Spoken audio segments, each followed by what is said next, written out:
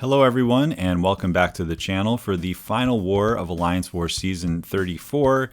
And you've probably read the title by now that this is going to be my final war with Savage Squad SSx-1.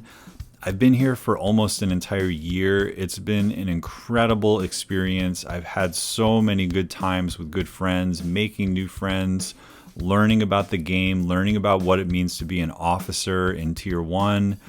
And you know, we had 2 Platinum 1 seasons where we kind of were building our rating, followed by 5 straight in Masters, which is an unbelievable achievement. Getting that masterful title for my 5th Masters, as well as the one time we got the top 3 finish in Season 32. It's just been a complete whirlwind of fun and stress and just focus and high tier play and teamwork the entire time. And I will give you guys a video explaining this a little bit more about my current relationship to Marvel Contest of Champions, where I'm going, where the channel is going, things like that. The short answer is I'm not leaving the game, but for the time being, I'm going to be stepping away from competitive Alliance Quest and Alliance War, just because I'm very tired, I'm very burnt out from all the logging in and mental energy that goes into playing at this level, and I just need a break. And I think this will be good for me for staying with the game for longer, instead of just hitting a wall and needing to completely stop playing. There's still a lot in the game that I'm interested in, between the CCP and, you know, finishing Eternity of Pain. When more of those come out, I still have one more Karina's challenge. You know, Act 8 will come out at some point. So, you know, Battlegrounds. So there's a lot to do in the game, and I'm ready to just put away that competitive Alliance War side of things for now, so that I can get a little break, spend a little bit more time at home, be on my mobile device less, and to maybe get a more enjoyable relationship with this game in the future.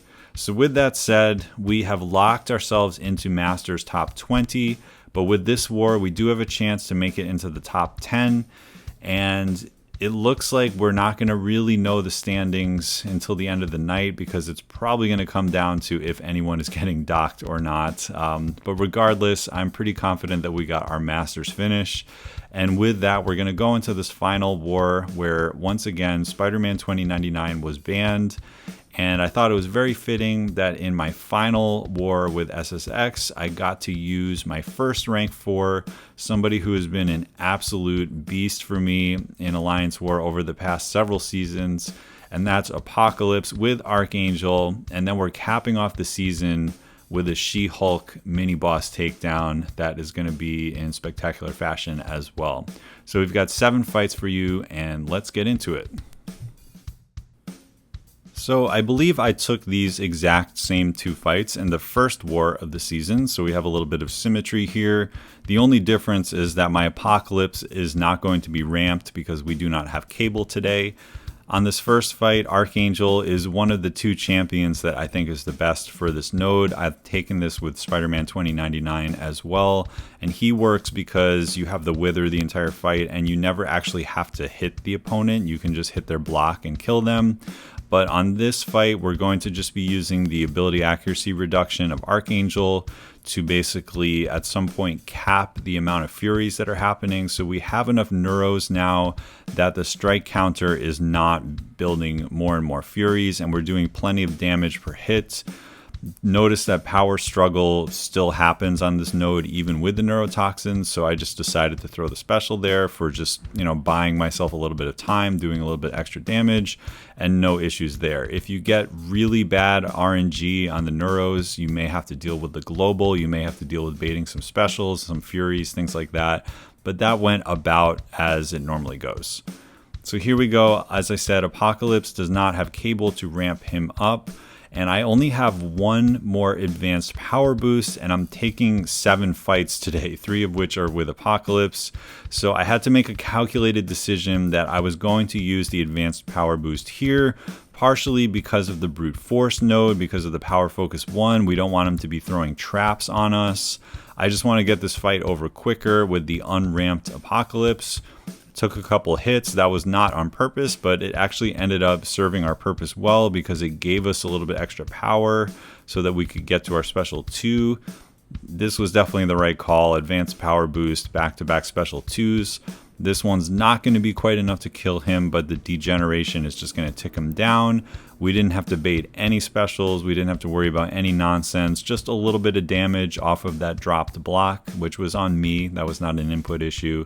And a little bit of brute force, and we're good. So now we are doing full path 2 today. The 2 defenders that were here are pretty easy for Apocalypse, and it's going to allow us to get all the way up to our 4 genetic code. If Apocalypse works on 2B, I always will assign him because he has the ability to go disorient immune, and it just turns off one of the more annoying things about the node. So because of the block penetration, we're just going to be playing the strike counter node here. We threw a heavy, and then I think we do medium, light, lights. You just have to kind of keep track of your combo, and because we're out of advanced power boosts, we're just going to be throwing special 1s here. It's unramped Apocalypse again, so we're not going to be doing as much damage as most Apocalypse fights when you just do the back-to-back specials. But there we put the weakness on him, so now I'm going to be just comboing the same way, refresh it with a heavy, and we're going to combo in, ending in a medium hit so that we get the poison. The more debuffs on him, the more damage. So, this is just showcasing a scenario where compensation is gone, right? So we don't just have unlimited gray boosts. You have to be a little bit more judicious with which boosts you use when. And let's be honest, rank 4 Apocalypse versus Moleman, where the only thing you have to worry about is disorient and counting your combos. I mean, do we really need an advanced power boost and power back boost here? No, we're going to be fine. We've only taken a little bit of chip damage. We're just throwing special 1s, which is doing plenty of damage. It's giving us 1 more genetic code so that we're just a little bit closer to being a fully ramped Apoc. And he's basically dead. 1 more combo should do it if the poison itself doesn't kill him. He's never shrugging our debuffs just because that's an Apocalypse kit. And that's the end of Moleman. No global to deal with either like last season, so not much of a danger at all. And then the last Apocalypse fight of the day is going to be against Professor X. They did put this here as opposed to earlier so that Apocalypse wouldn't be ramped until now, so that does make sense. But this will get us all the way up to 4 genetic code. The under pressure is no node because we're already immune to disorient. And then it's the same strike counter block penetration, which is probably worth keeping track of because I'm sure we're going to have to take a couple blocked hits.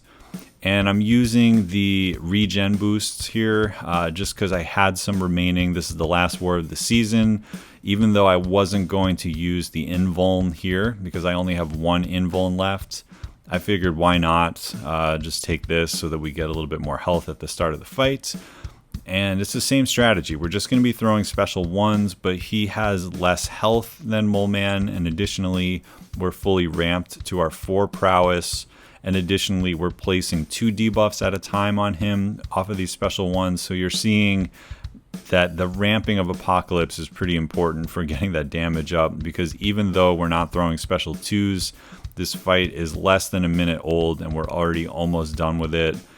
Throw a heavy to refresh the debuffs. And yeah, the name of this game is just counting our combo and watching out for the falter. And then we just throw 1 more special 1, and that's the end of Professor X. So very, very straightforward Apocalypse fight. And now he is fully ramped so that we can dump off the Horseman pre-fight on node 46, which is Silver Surfer.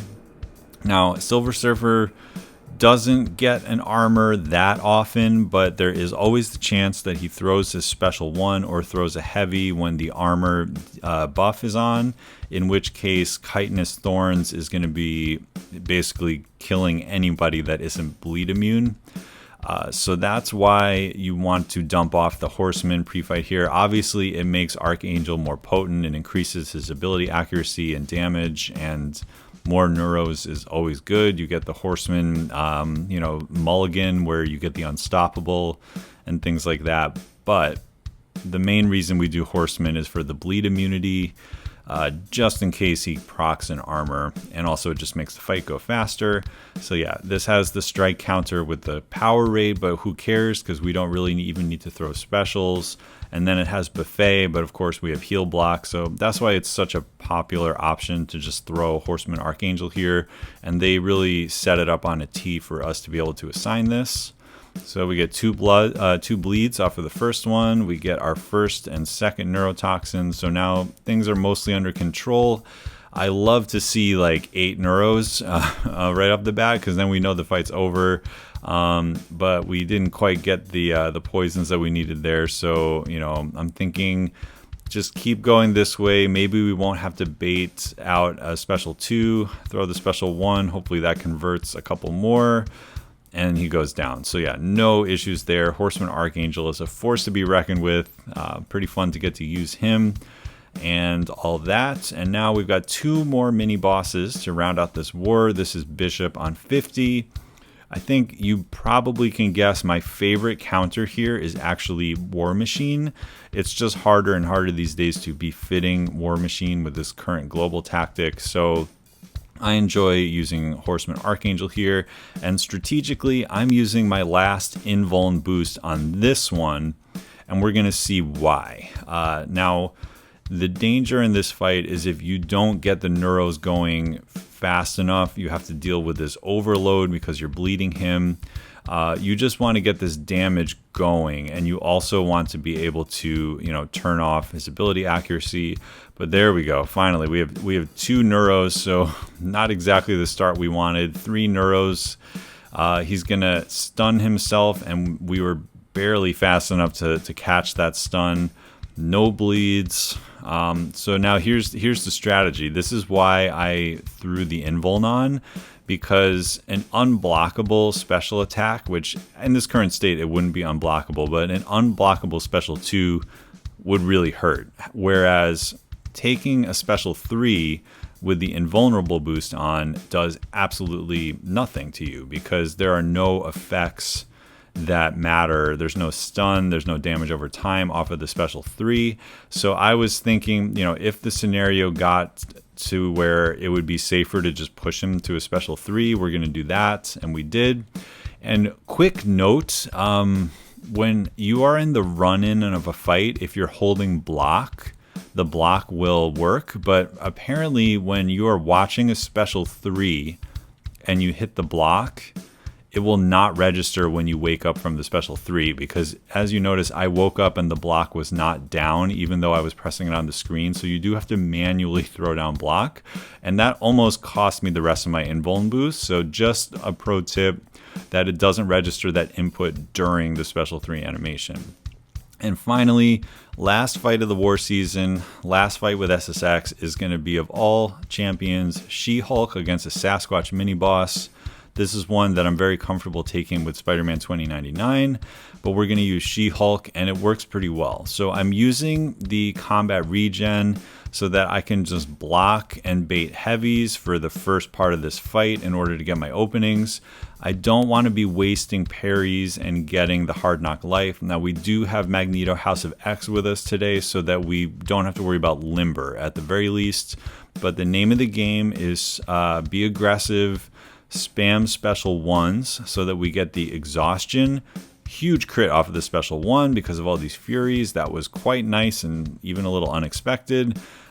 Dex the special 1. We decided to land a parry there because, you know, occasionally you are going to want to parry for the opening if it makes sense to avoid brute force. But yeah, when there are exhaustions on him, he is not going to be building his charges that give him Wrath of Tanarak. So that's the main goal. And then once he gets low enough, we're going to transition to special 2s, because those have the Petrify, which can block his healing, and the special 2 just does a little bit more damage in general. I'm not super concerned about how many Furies I have. If they naturally build and he throws his specials, it's of course nice. It's more damage for us, but that's not the primary goal of this fight. The primary goal of this fight is safety. Really good intercept there to kind of keep us going. I am going to be moving toward the special 2s now, and I realize he is going to go into Wrath, but I have the entire field to work with here. right there, punish the unstoppable a little bit too late. So now we're in a little bit of trouble. We've got some ruptures on us. He's still in wrath. We're dealing with brute force. We have class advantage, so the brute force isn't that bad. But fortunately, wrath is over. We survived it. We throw a special 2. We get a little bit of power back. We got to bait this special 2. Once we do that, we should be in good shape now. So I'm trying to get back to my special 2. We used the parry because we didn't have any hard knock life charges on us. There we go, double crit. We love to see that. Took a little bit of a risk there with the parry, hoping that it would land. We were ready for it to not land just in case. And I've made the mistake of trying to finish with special 1s before. They usually don't hit hard enough. So I'm just looking at this fight and I'm like, you know what? We're going for a special 2. We're going to finish him with a special 2. And boom, here it is. Big crit, 23k, and Sassy goes down. So that is our last fight of the war. Huge shout out to Cromwell, who soloed the Super Scroll boss today. First time doing a boss kill with us this season. And yeah, we're going to lose this war, it looks like. So we'll see where the standings end up. We are definitely, going to make it into the Masters bracket of some sort. I think we're going to need a little bit of help from other alliances to make it into top 10. So I'm not exactly expecting it, but you never know. Sometimes you wake up on Wednesday morning to a surprise, and that would of course be nice. But again, can't thank the people in my BG enough, the people in SSx, especially DLL, who first recruited me here, Rob Hop, the leader of the alliance. Just an incredible opportunity to be able to play with these guys for a full year. I will be doing a little bit more throughout the week to kind of explain my rationale about why I'm leaving and where I'm going and things like that. But at the end of the day, I'm just very grateful to have had this time, to have experienced what high tier war feels like, and to perform at a high level with such amazing people. So thanks again for checking it out. This will probably be the last war video from me for the foreseeable future. I may end up doing some fun content on war if I'm in a lower tier alliance or something like that. But yeah, the channel is not going anywhere. There will be more content coming out for sure. It just may look a little different. So please stick around. Keep giving me the thumbs up, the subscribe, the sharing. I always appreciate that. Leave a comment if you are interested, and we'll take it from there. So thank you so much for checking it out. Have a great day, and I'll catch you in the next one.